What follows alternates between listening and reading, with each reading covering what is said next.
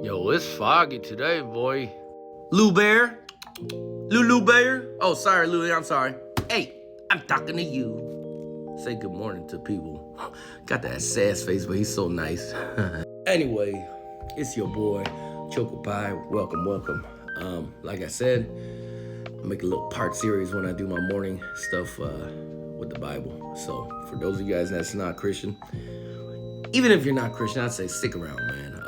I'm not an actor or nothing. I've never been a theater kid, so like I said, I like to be funny, but a lot of my friends, when they used to tell me when I was young, they said, hey, tell your jokes twice. I could never do it. I think that's cringe for me. Like, I felt cringe, so I just can't do it. For those of you that are good at that, dude, that's something that I can't do.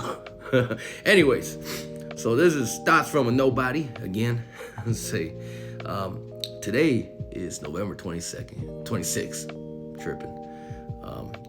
So like I said, I don't like faking stuff or doing things. So a lot of things, even the contents I made, is just straight from me pressing play and not coming up with things to say beforehand, because I want to be real. So we're just gonna read Proverbs 26, and this is from the Bible, of course. Like I said, even if you are not Christian, Proverbs is something that is a blessing, man. It gives wisdom for anybody. Trust me, it's not all about just God in here, but it is about God, but it's very relevant to today. So let's just get started, because I talk too much. As snow in summer and rain in harvest, so honors is not fitting for a fool. Like a fitting sparrow, like a fair flying swallow, so a curse without cause shall not alight. A whip for the horse, and a bridle for the donkey, and a rod for the fool's back. Number 4, do not answer a fool according to his folly. Yes, you also be like him. Let me just read it over. Do not answer a fool according to his folly, lest you also be like him. I can relate to that a little bit. Number 5, answer a fool according to his folly, lest he be wise in his own eyes. I also could relate to that. I just want to speak on that. Like I said, we will never finish all this with the amount of time I have on TikTok. But it's funny. Answer a fool according to his folly, lest he be wise in his own eyes. Man, I have a good friend of mine, older than me. And we get into talks a lot, man. He's very into politics and stuff. If you ever see my videos, you know I love you, brother. But I always say to him, we live in a small city, man. You know, not too small, but not too big. But it's like, you know, he's very into politics and, conspiracy theories, which in this day and age, a lot of the conspiracies are real, you know. But me and him are complete polar opposites. He cares about that stuff. But me, you know, I care about me and my family and those around me that I have reached. And I just think, you know, like this. Answer a fool according to his folly, lest he be wise in his own eyes. I used to tell him, dude, and my brother is a sushi chef, all right? So if he sees this, I love you. But I used to tell him, hey, man, I know your sushi is the best where we live, but there's not a lot of sushi spots where we are. There is, but not a lot. So in my opinion, his sushi as a sushi chef is the best sushi. But the thing is, we're in a small pond. Go over to Seattle. There's no competition. There's too many people more talented, more good. But he's been in this small town, in this small city for so long that it's hard for him to grasp. And I remember he wanted to open up a sushi business, which honestly he can. But the thing is, like, he thought he was like top tier, Michelin almost in his mind. And, you know, because everybody around this small city, it's mostly non-Asians, buddy. You know, they say, hey, your sushi is great, because it is. He gives the best cut of the fish and stuff. It's great. But the thing is, it's a small fish pond. You know, you go out, and there's a lot of us. We live, especially those of you guys that live in the small cities. We live in such a small little pond. And you don't know how big the world is sometimes. And especially him getting a lot of compliments on his, sushi chef skills and his food, boosted up his ego and his pride. And that's why I can relate to this. And so for me too. Oh, don't let me not just blast my homeboy and not put your boy in here, Chocopie. Man, when I first came to the city, I was in my upper 20s and I was a business owner. but still it was under my mother's name because I had no credit to my name. I thought I was somebody in the city. I would go to bars when I used to go to bars and drink. I would buy everyone in the bar shots because I was not married yet, was getting money that I've never had before, and I just blew it all away. And I thought I was somebody up until COVID started. Then I realized in the last 2 years, which has been terrible for me until now, God bless the Lord, man. He knows perfect timing. I thought I was somebody. I was just wasting money on everything. Every time buying people food, left to right. They didn't buy me nothing. It's just always Chocopie, buying food, doing stuff, doing the most.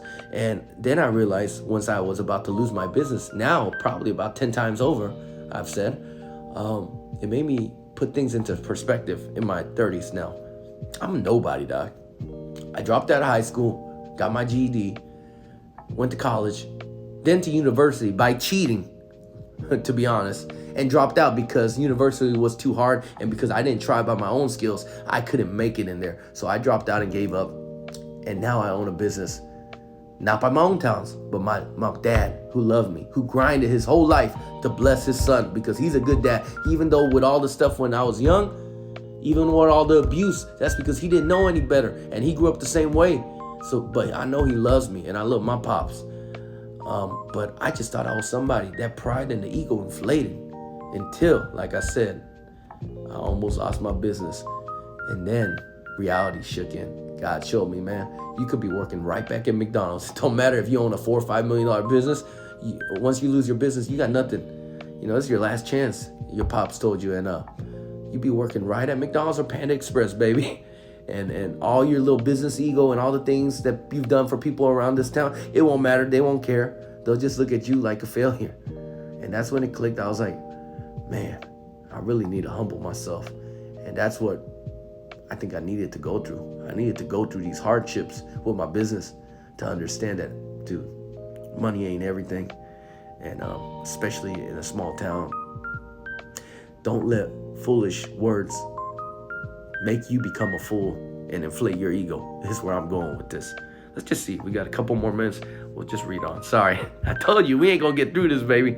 I'm just like a yabba guy, man. He who sends a message by the hand of a fool cuts off his own feet and drinks violence. That's number 6. Number 7. Like the legs of the lame that hang limp is a proverb in the mouth of fools. 8. Like one who binds a stone in a sling is he who gives honor to a fool. Number 9. Like a thorn that goes into the hand of a drunkard is a proverb in the mouth of fools. Ooh. Like a thorn that goes into the hand of a drunkard. You don't feel it, right? If you're drunk, a thorn goes into your hand. You don't feel it. And it's a proverb, which is like a wisdom. This is the book of Proverbs. The book of wisdom is wisdom. So it's basically saying like a thorn going into the hand of a drunkard, and it's saying is wisdom in the mouth of fools.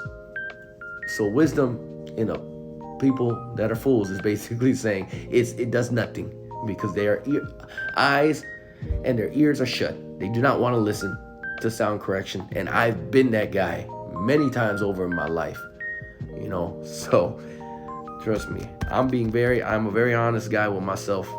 I self-analyze a lot, you know. Some people are bitter against others, and I used to be that way, but at this point in my life, I'm trying to be better at letting things go and letting myself know that Jesus forgave me instead of having so much shame on myself for the things I've done and the things that I still am trying to fix at this moment. The great God who formed everything gives the fool his hire and the transgressor his wages. As a dog returns to his own vomit, so a fool repeats his folly. We'll end there on verse 11. But I remember hearing that a lot as a Christian. I've been that dog. Addiction to addiction, going back at it. Being freed from it, going back at it. But I feel like there's going to be a day coming this year. I feel like the Lord told me he's going to free me for good. I'm talking about mentally, completely free. And won't that be a day of celebration for me, baby? Anyways, Chocopie Morning Thoughts out from a nobody. Y'all be blessed. Stay safe out there. And God bless y'all, man. Ooh, Korean heart, baby.